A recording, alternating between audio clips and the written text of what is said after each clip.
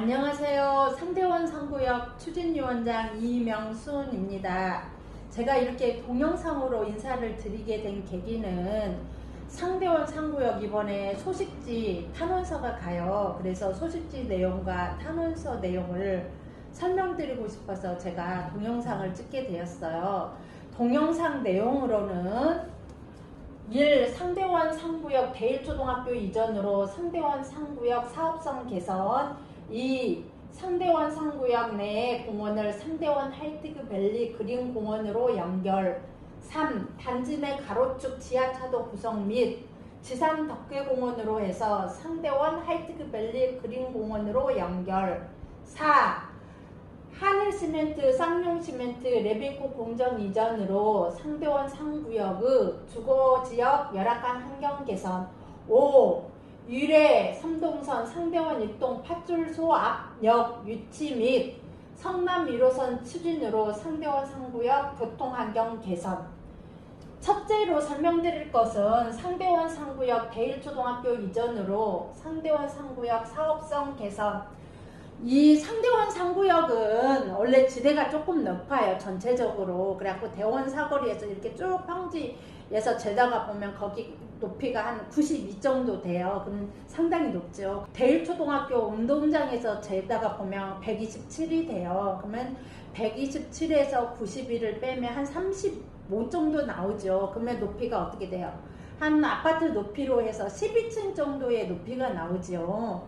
그리고 학교 주변으로는 그대로 학교를 옮기지 않았을 경우에 도로가 몇 개로 나누어져요, 단지가. 그러다가 보면 단지가 몇 개로 나누어져서 사업성이 또 쭈르게 되고, 또 그 지금 학교 있는 그대로 놓고를 보더라도 학교 뒷담락에서 보면 이렇게 구릉지로 많이 형성이 돼 있어요. 웅벽이 돼가지고. 그래서 일삼동 단차 극복하는 데에도 어려움이 많아요. 이렇게 조금만 깎여도 공벽이 너무 심해져서. 그리고 지금 고도 제한이 2026년도에 항공법이 바뀐다고는 하나 지금 학교를 움직이지 않고 본 상태예요. 지금 법으로는 193까지 지을 수 있는데 학교 운동장에서 127을 빼면 한 66이 나오죠. 그래서 22층 정도까지 뻔히 못 지어요, 지금으로는. 근데 고도 제한이 문제가 아니고 학교를 옮기지 않는 상태에서는 일조권이 더 문제예요.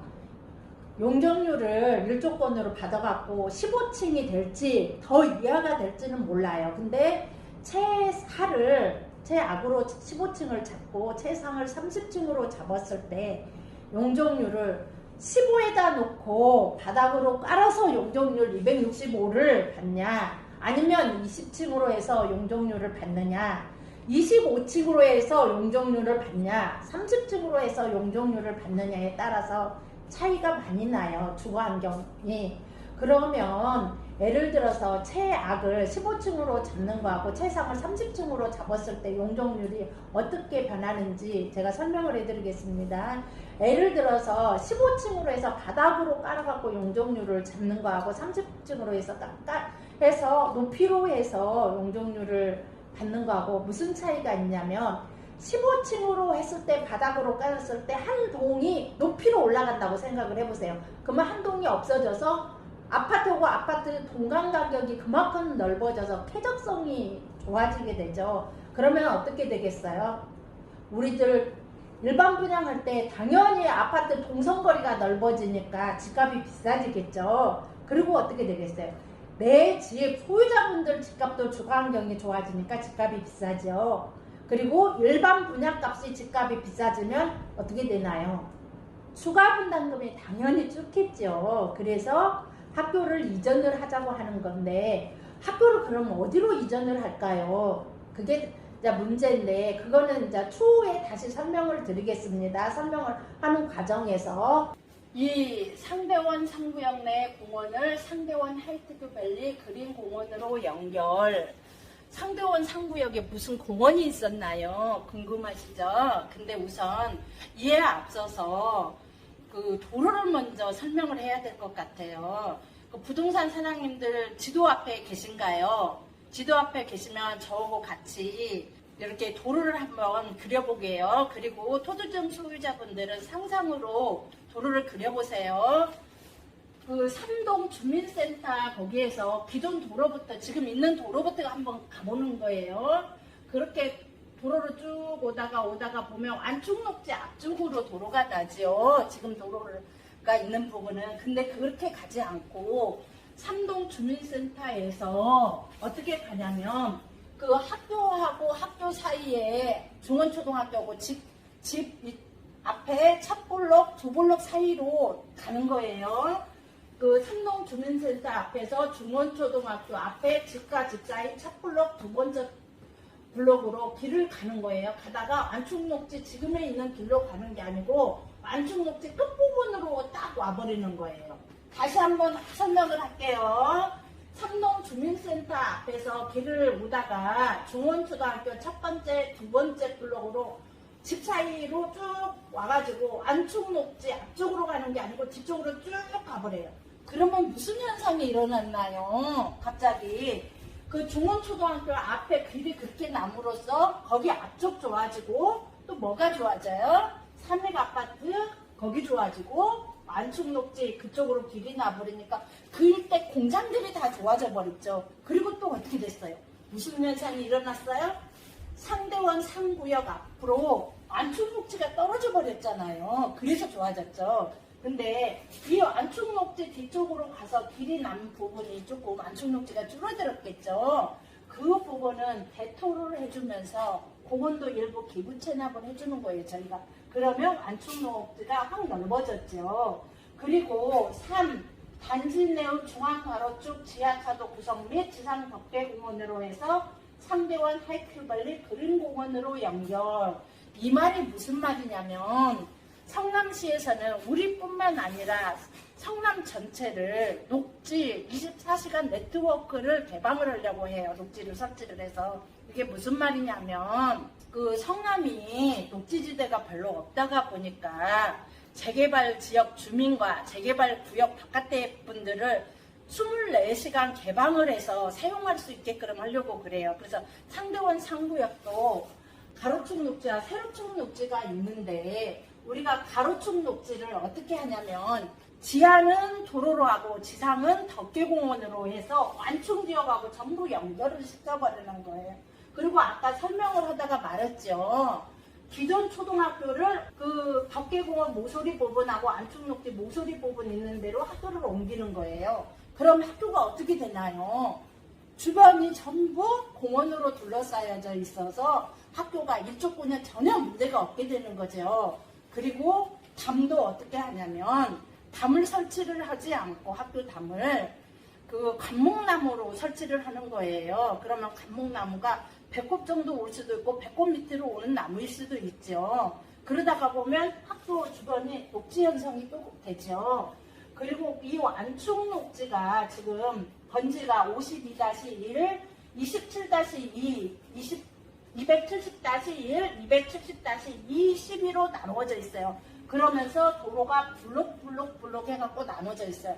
이 나눠져 있는 도로를 어떻게 연결을 하냐면 다리로도 연결을 해가지고 한쪽으로는 사람이 왕복으로 걸어갈 수도 있고 또 한쪽에서는 미끄럼틀로 애들이 오르락내리락 할 수도 재미식으로 다닐 수 있게 연결을 해달라는 거거든요. 그리고 이 안축녹지가 무슨 말이냐 하면 그 공장에서 나오는 매음, 소음, 먼지 이런 것하고 도로에서 나오는 그 미세먼지라든가 소음 같은 거를 걸러주는 역할을 하는 것 보고 안축녹지라고 해요. 그런데 이 안축녹지 역할을 제대로 못해요. 왜 제대로 못하냐 하면 하염수로 되어 있어. 3계절이 지나면 낙엽이 다 떨어져 버려요. 그래서 이거를 사계절 미세먼지 저감할 수 있는 나무로 교체해 주십사 하는 얘기고요. 그리고 비스트 포그를 설치를 해달라는 얘기예요. 비스트 포그가 뭐냐 하면 미세먼지 농도가 높아졌을 때 그 스프링클러식으로 물이 쭉 오고 분사가 돼요. 그러면 그게 안개식으로 푸옇게 퍼지면서 미세먼지를 가라앉혀주는 역할을 하는 거거든요. 그리고 이 안축녹지를 통해서 그 하이테크밸리 근무 종사자분들이 아침 출퇴근을 많이 해요. 그러다가 보니까 나무가 너무 우거져가지고 그 우범 지역이다 해갖고 나무를 막 함부로 쳐버렸어요. 그래서 여기를 방범식의 CCTV를 설치를 해서 마음 놓고 걸어서 오고 갈 수 있게 해달라는 얘기고요. 그리고 재개발을 하다가 보면 가로수하고 저기는 공원은 성남시에서 관리를 하게 되어 있어요. 이 가로수와 공원을 어떻게 하냐면 우리가 재개발을 하다가 보면 상가가 별로 나무에 가리는 일이 별로 없어요. 상가를 한쪽으로 치우쳐서 짓기 때문에 그래서 가로수에다가 10m 정도의 나무를 심어가지고 그 나무하고 나무 사이에 감목나무를 설치를 해달라는 거예요.